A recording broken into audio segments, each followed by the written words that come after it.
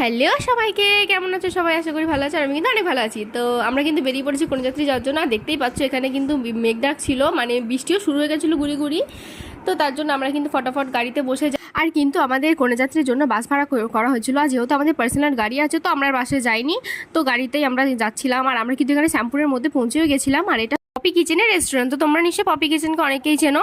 তো আর এখানে কিন্তু আমরা বিয়েবাড়ির কিছুটা আগেও পৌঁছে যাই। আর এটা হচ্ছে একটা ঘন জঙ্গলের মতো রাস্তা। তার বিয়েবাড়ির সামনেই এসে দেখতে পেয়ে যায় একটা কাঁকড়া। আর আমাদের এখানে একটু জল হলে কাঁকড়া কিন্তু উঠে আসে। আর যেহেতু আজকে জল হচ্ছিল, তো তারপর কিন্তু আমরা এখানে বিয়েবাড়ির মধ্যে ঢুকে যাই আমাদের মেয়েকে দেখতে। তো ওকে দেখতে কি মিষ্টি লাগছে তোমরা দেখতেই পাচ্ছ।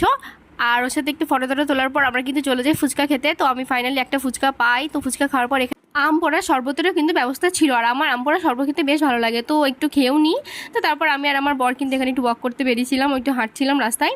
তো তারপর কিন্তু আমরা এসে যাই ওদের পুরোনো বাড়িতে, যেখানে খাট সাজানো হয়েছিল। তো সেটা দেখার পর আমরা কিন্তু এখানে নেমে যাই। আর এখানে আসার পর কিন্তু আমরা একটু ডান্স শুরু করে দিই। আর আমার ছেলেও কিন্তু জমিয়ে ডান্স করেছে। তো তারপর কিন্তু খেতেও বসে যাই। আর ডান্স করার জন্য আমার কিন্তু গলা পুজো শুকিয়ে গেছিলো, তো আমি এখানে 2টো বোতল এক্সট্রা নিয়ে নিয়েছিলাম। তো তারপর একটু জল খেলাম। আর জলটা খাওয়ার পর যা শান্তি হচ্ছিল সেই লেভেলের। তো এটা হচ্ছে আজকের মেনু। আর আমাদের এখানে খেতেও দিয়ে দেয়। আর রান্না বান্না কিন্তু দারুণ হয়েছিল। আর তারপর কিন্তু আমরা বেরিয়ে যাই ওখান থেকে। আর ভাবলাম অনেকটা রাত হয়ে গেছে, তো আর থাকা যাবে না। তো ভিডিওটা আমি এখানে শেষ করছি। টাটা।